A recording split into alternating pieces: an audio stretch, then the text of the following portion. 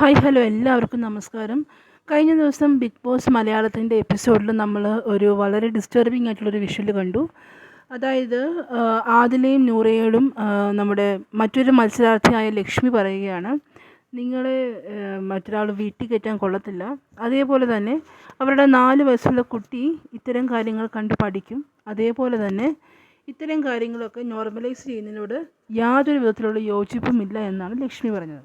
അപ്പോൾ ഇത് കണ്ടപ്പോൾ നിങ്ങളിൽ പലർക്കും ഒരു ഡൗട്ട് ഉണ്ടായിരിക്കും, 4 വയസ്സുള്ളൊരു കുട്ടി ഇത് കണ്ടാൽ അത് കണ്ടിട്ട് ആ കുട്ടിയുടെ സ്വഭാവം മാറുമോ, അല്ലെങ്കിൽ ആ കുട്ടിയുടെ ഓറിയൻറ്റേഷൻ മാറുമോ എന്നുള്ളത്. സോ സയൻറ്റിഫിക്കലി സ്പീക്കിംഗ് അതൊരു വളരെ തെറ്റായ ധാരണയാണ്. ഒരിക്കലും നമ്മൾ എന്തെങ്കിലും കാര്യങ്ങൾ കണ്ടതുകൊണ്ടോ കേട്ടതുകൊണ്ടോ നമ്മളുടെ ഒരു സെക്ഷൽ ഓറിയൻറ്റേഷൻ അല്ലെങ്കിൽ ഒരിക്കലും അത് മാറത്തില്ല. നമ്മൾ ജനിക്കുമ്പോൾ തന്നെ അതൊക്കെ നമ്മളുടെ ഇൻബോണായിട്ട് നമുക്ക് കിട്ടുന്ന ക്വാളിറ്റീസ് അല്ലെങ്കിൽ നമ്മളുടെ അഫിനിറ്റീസാണ് അവയൊക്കെ. അതിന് പ്രധാനമായിട്ടും നമ്മളുടെ ജനിതകം, നമ്മളുടെ ശരീരത്തിൽ ഉൽപ്പാദിപ്പിക്കുന്ന ഹോർമോണുകൾ, അതേപോലെ തന്നെ നമ്മുടെ ശരീരത്തിൻ്റെതായ ബയോളജി.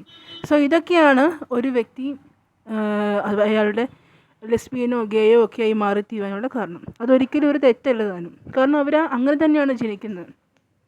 പിന്നെ പലപ്പോഴും പലപ്പോഴും ചെറിയ പ്രായത്തിൽ റെക്കഗ്നൈസ് ചെയ്യില്ല. പൊതുവേ ഒരു അഡോളസൻസ് പ്രായത്തിലാണ് അവരുടെ ഇത്തരം വ്യത്യാസങ്ങളൊക്കെ അവർ തിരിച്ചറിയുന്നത്. സോ ഒരിക്കലും 4 വയസ്സുള്ളൊരു കുട്ടിയോ അല്ലെങ്കിൽ 10 വയസ്സുള്ള കുട്ടിയോ 20 വയസ്സുള്ളൊരു വ്യക്തിയോ അല്ലെങ്കിൽ എത്ര പ്രായമുള്ള ഒരാളായാലും ഇത്തരം കാര്യങ്ങൾ ടി വിയിലോ അല്ലെങ്കിൽ വായിക്കുകയോ അങ്ങനെ എന്ത് ചെയ്താലും ഒരിക്കലും അവരങ്ങനെയായി മാറത്തില്ല. നമ്മൾ കണ്ടതുകൊണ്ട് മാത്രം അങ്ങനെ ആവില്ല. അതൊക്കെ സ്വതസിദ്ധമായിട്ട് ഓരോ വ്യക്തികൾക്കും ഉണ്ടാകുന്നതാണ്. സോ തീർച്ചയായിട്ടും ആദിലയും നൂറയും നമുക്ക് ഒരു കാരണവശാലും തെറ്റാണെന്ന് പറയാൻ പറ്റത്തില്ല, especially on A scientific basis. So അതുകൊണ്ട് തന്നെ ശ്രീ മോഹൻലാൽ പറഞ്ഞ കമൻറ്റ്, അതായത് ആദിലയും നൂറയും ചേർത്ത് പിടിച്ചത്, അതുപോലെ തന്നെ ലക്ഷ്മിയെയും അതേപോലെ തന്നെ മസ്താനിയെയും കുറ്റപ്പെടുത്തത്, ഇത് വളരെ കറക്റ്റാണെന്ന് തോന്നുന്നു, വളരെ അത്യാവശ്യമാണ്. കാരണം നമ്മുടെ സമൂഹത്തിൽ ഇത്തരം തെറ്റിദ്ധാരണകൾ ഒരുപാട് കാലങ്ങളായിട്ട് നിലനിൽക്കുന്നുണ്ട്. സോ അതൊക്കെയും മാറേണ്ട കാലം കഴിഞ്ഞു. ഇപ്പോൾ നമ്മൾ ജീവിക്കുന്നത് തന്നെ സയൻസൊക്കെ ഒരുപാട് പ്രചാരമുള്ളൊരു കാലത്തിലാണ്. സോ ഇത്തരം കാര്യങ്ങളെ പറ്റിയിട്ടൊക്കെ നമുക്ക് തീർച്ചയായിട്ടും അറിവുകൾ ആവശ്യമുണ്ടെങ്കിൽ പലതരത്തിലുള്ള റിസോഴ്സസ് അവൈലബിൾ ആണ്.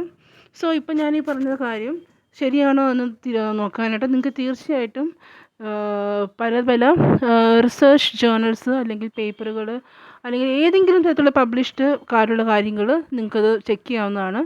ഒരിക്കലും ഇത്തരം ബിഹേവിയേഴ്സ് അല്ലെങ്കിൽ ഓറിയൻറ്റേഷൻ ഒന്നും ഒരിക്കലും ഒരാൾ നമ്മൾ ടി വിയിൽ കണ്ടതുകൊണ്ടോ അല്ലെങ്കിൽ ഏതെങ്കിലും ഒരു കാര്യങ്ങൾ കൊണ്ടോ നമ്മളത് കണ്ടുപിടിക്കില്ല. ഇതൊരിക്കലും ഒരു ലേൺഡ് ബിഹേവിയർ അല്ല. ഓരോ മനുഷ്യരും ജനിക്കുമ്പോൾ തന്നെ ഇത്തരം കാര്യങ്ങളൊക്കെ ഡിസൈഡ് ആയിട്ടാണ് വരുന്നത്. So thank you so much.